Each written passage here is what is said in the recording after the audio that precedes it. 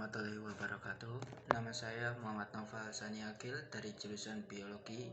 Ingin menjelaskan tentang resume yang dimulai dari hari Selasa dan hari Rabu. Resume hari pertama, yaitu peserta PPAK diikuti oleh mahasiswa baru sebanyak 3.794 orang dan angkatan 2020 yang belum lulus PPAK tahun lalu sebanyak 43 orang.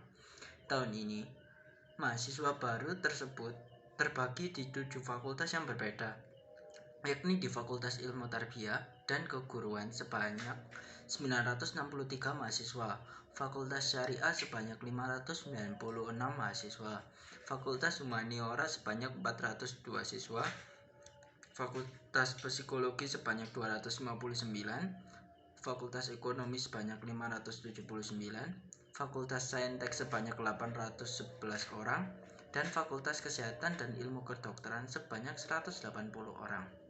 Materi pertama yang dibawa oleh Wakil Rektor 1 UIN Malang. Yang pertama, UIN Maulana Malik Ibrahim Malang terdiri dari 7 fakultas. Ada Psikologi, Humaniora, Syariah, Ekonomi, Saintek, dan Tarbiyah. Kini UIN Maliki sedang berada di tahap pengakuan internasional dan reputasi internasional. Oleh karena itu, UIN Maliki sedang memperbanyak event internasional, mahasiswa award, program studi internasional, dan lain-lain. Upaya internasionalisasi dilakukan dengan mendorong para dosen dan mahasiswa untuk membuat jurnal internasional. Mahasiswa diwajibkan untuk research dan mempublish jurnal nasional atau internasional sebagai tugas akhir untuk menaikkan predikat kampus. Yang selanjutnya, UIN Malang memadukan pengetahuan umum dan agama untuk membentuk karakter melalui Ma'had Al-Jami'ah selama 1 tahun. Yang selanjutnya, UIN Maliki juga memiliki beberapa fasilitas yang menaungi mahasiswanya seperti lembaga bahasa, di mana ada bahasa Inggris, bahasa Arab, dan bahasa Mandarin. Yang selanjutnya, Rumah Moderasi Agama Beragama yang membentuk pemuda moderat, cinta bangsa, dan peduli Indonesia tangguh. Dan juga perpustakaan yang menyediakan jurnal-jurnal dan karya ilmiah. Yang selanjutnya, perkuliahan berlangsung selama 8 semester dengan 150 sampai 160 SKS. Dengan penelitian sebagai pengabdian masyarakat dengan mata kuliah profesi, dengan KKN, dengan yudisium, hingga akhirnya wisuda. Mata kuliah di UIN Maliki ini dijadikan sebagai pengembangan kepribadian yang merupakan ciri khas UIN Maulana Malik Ibrahim Malang. Mata kuliahan terdiri dari mata kuliah dasar, agama, bahasa, dan filsafat, dengan mata kuliah fakultas yang membedakan antara fakultas dan matkul program studi yang membedakan antar prodi. Pada tahun 2021, pembelajaran dilakukan secara daring melalui platform Zoom, Google Meet, e-learning, dan lain-lain. Kemudian, untuk sistem siakat, mahasiswa baru semester 1 dipaketkan, sedangkan semester 2 sampai seterusnya diambil secara mandiri dengan berkonsultasi dengan DWA, dosen penasehat akademik. Perkuliahan dimulai pada tanggal 6 September sampai Desember 2021 dengan melalui UTS dan UAS. Setelah UAS, mahasiswa akan mendapatkan KHS, kartu hasil studi, di mana di sana tertera IPK. IPK berpengaruh terhadap SKS. Semakin kecil IPK, semakin sedikit. Semakin besar, maka akan semakin banyak alias cepat lulus. Mahasiswa UIN Maliki diharapkan aktif dan dapat menjadi manusia yang bermanfaat. Materi kedua yaitu kita yang dibawa oleh pemateri Dr. Haji Ahmad Fathah Yasin. Kita adalah the best human material. Mahasiswa baru harus mengupayakan diri baik secara mental dan spiritual dalam mengikuti perkuliahan di UIN Malang. Orang yang berpikir mental spiritual memiliki 3 indikator, yaitu yang pertama, berpikir ilmiah. Mahasiswa harus melandasi pikiran dengan pengetahuan umum dan agama. Yang kedua, berperilaku islami dengan cara tampil dengan style khas UIN Malang, yakni berpakaian islami dan tidak berambut gondrong, serta bicara sopan dan sebagainya. Yang ketiga yaitu menjadikan mahasiswa yang kreatif dan terampil dalam bermasyarakat. Sekarang UKM adalah wadah untuk memenuhi bakat mahasiswa.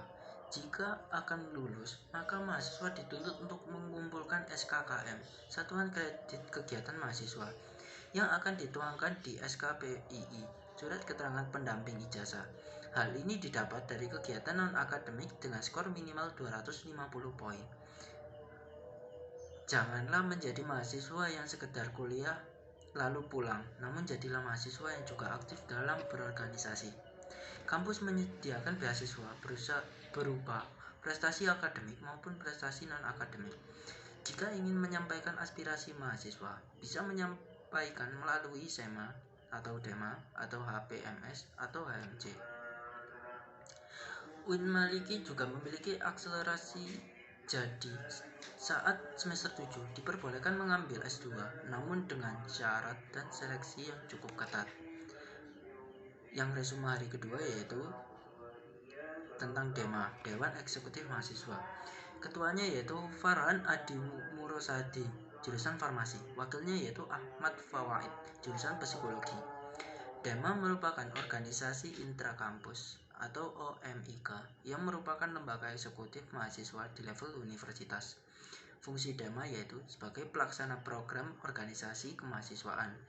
Yang kedua yaitu sebagai lembaga mengkoordinasikan, menginstruksikan pelaksanaan kegiatan kemahasiswaan di tingkat universitas. Tugas DEMA yaitu melaksanakan program kerja organisasi yang sudah disepakati Senat Mahasiswa SEMA Universitas, mengkomunikasikan dan menginformasikan kegiatan mahasiswa di tingkat universitas, melaksanakan koordinasi dan sinkronisasi kegiatan mahasiswa. Yang selanjutnya yaitu SEMA, Senat Mahasiswa, yang diketuai oleh Muhammad Adi Faroni. SEMA merupakan organisasi mahasiswa UIN Malang yang berperan sebagai lembaga legislatif yang mengkoordinasi DEMA, UKM, dan HMJ.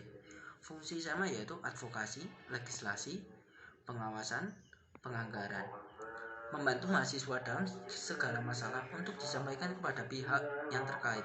Tugas SEMA yaitu mengawasi dan mengontrol DEMAU, memberikan persetujuan setiap kegiatan yang akan dilaksanakan oleh DEMAU, memberikan pengesahan setiap laporan penanggung-jawaban setelah selesai agenda tersebut, memfasilitasi aspirasi mahasiswa UIN Malang dalam menyalurkan kepada pihak-pihak yang bersangkutan, mengawasi setiap kebijakan dan keputusan yang diambil oleh DEMAU, merancang dan menetapkan peraturan organisasi UIN Malang, mengesahkan peraturan DEMAU, menjadikan mitra kerja DEMAU untuk melaksanakan kebijakan organisasi kemahasiswaan.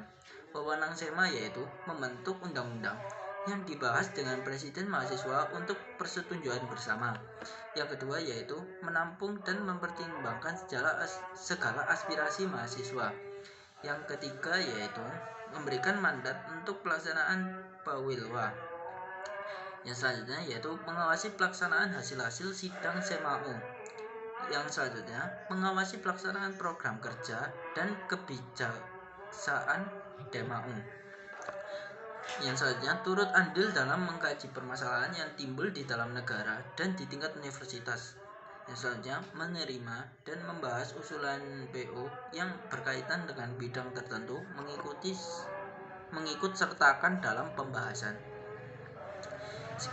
Yang selanjutnya yaitu UKM Menwa, organisasi bersejarah pembentukan Jenderal Ahmad Haji Nasution 1959 di Jabar, semboyan penyempurnaan pengabdian dengan ilmu pengetahuan dan ilmu keprajuritan, dengan logo simbol warna ungu yang artinya mulia.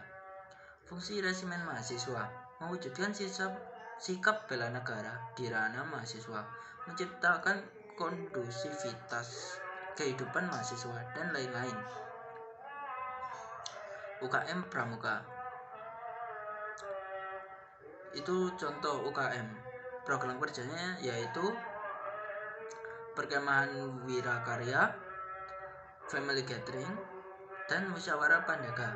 Tugasnya yaitu rapat kerja, rapat bulanan, rapat internal bidang, rapat anggota, rapat triwulan, logbook dan memo, dan lain-lain. Salah satu dewannya yaitu OPS Diklat. Yang selanjutnya yaitu UKM PMI, bergerak di bidang kemanusiaan, kekeluargaan, dan kemanfaatan. Didirikan oleh Pak Zainal Abidin dan Pak Mustafa pada bulan November 1990. Lambangnya yaitu burung Raja Wali. Yang selanjutnya yaitu UKM GGB, Gema Gita Bahana. Yang selanjutnya yaitu UKM SR, Seni Religius, lembaga otonom yang memiliki jalur koordinatif yang bergerak dalam bidang seni Islami.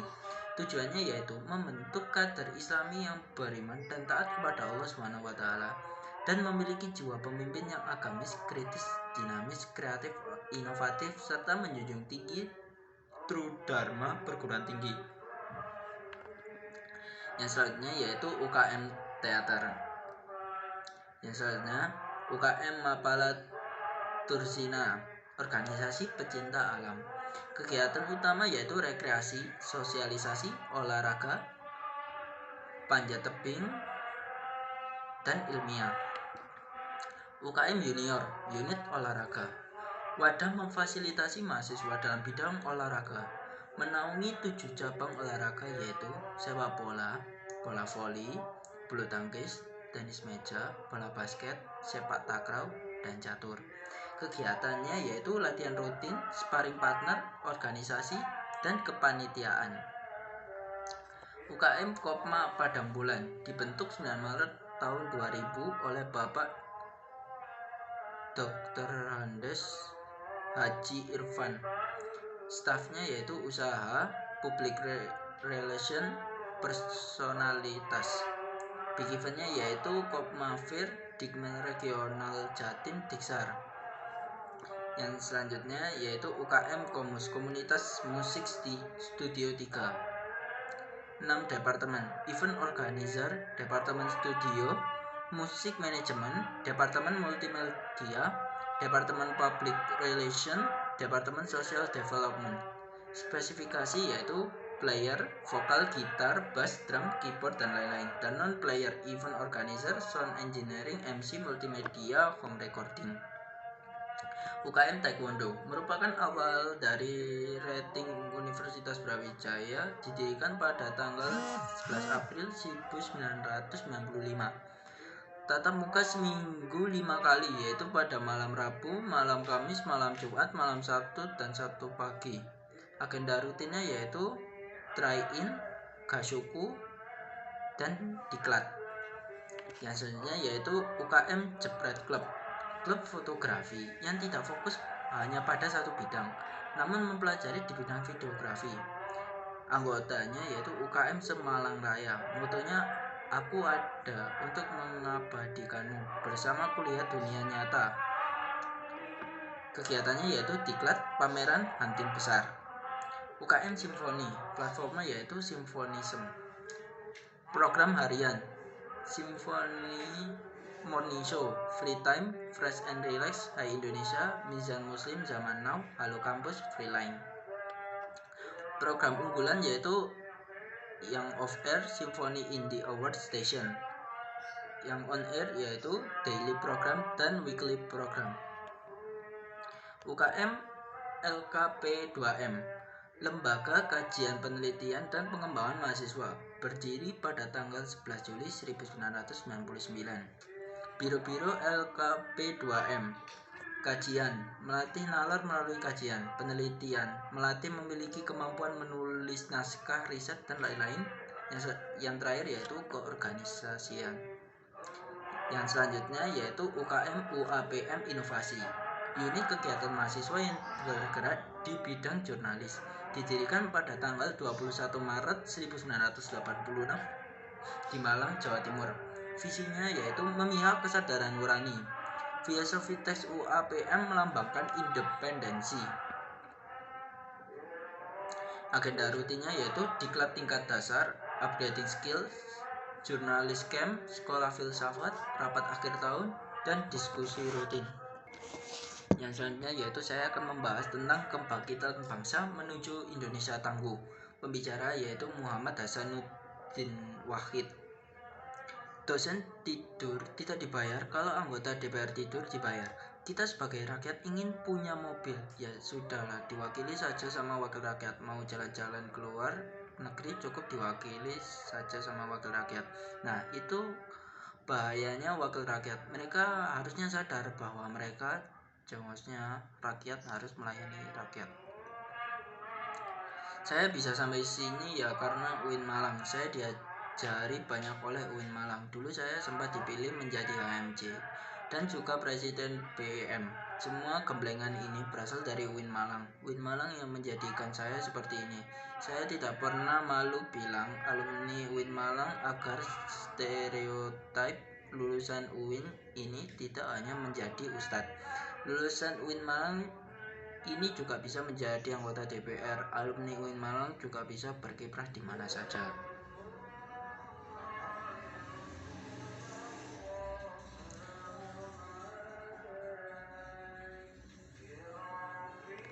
Tiga kekuatan pengubah dunia adalah: yang pertama, kemajuan teknologi, agama, dan pasar. Perang peluang UIN yaitu arus utama pengembangan teknologi digital, link dan match dengan sektor industri, menjadikan kekuatan socio-teknopreneur dan epicentrum ajaran agama inklusif. Cara menjadi generasi unggul. Yang pertama yaitu keagungan moral dan spiritual. Yang kedua yaitu gandrung ilmu pengetahuan. Yang ketiga memiliki digital quotient. Yang keempat yaitu peduli sosial. Yang selanjutnya yaitu saya akan menjelaskan tentang moderasi dalam Islam. Definisi moderasi secara etimologi, wasatiyah berarti jalan tengah, posisi tengah atau berkeadilan. Secara terminologis, pemahaman karakter keagamaan yang menjunjung tinggi kesetaraan, keberagaman, toleransi, dan berpijak pada prinsip tawazun antar risiko atau logika, teks serta konteks. Dasar teologis Al-Quran Surah Al-Baqarah ayat 143, beberapa hadis dalam Sahih Bukhari. Terus saya akan menjelaskan kenapa moderasi penting di Indonesia. Karena yang pertama, karakter Islam sebagai agama rahmatan lil alamin yang menjunjung tinggi keadaban Islam dan harmoni inter dan antar pemeluk agama. Yang kedua yaitu historitas Islam di Indonesia. Yang ketiga yaitu karakter masyarakat Indonesia yang lekat dengan kesantunan dan harmoni. Yang keempat yaitu ideologi bangsa Pancasila dan mutu Bhinneka Tunggal Ika. Sekian dari saya. Wassalamualaikum warahmatullahi wabarakatuh.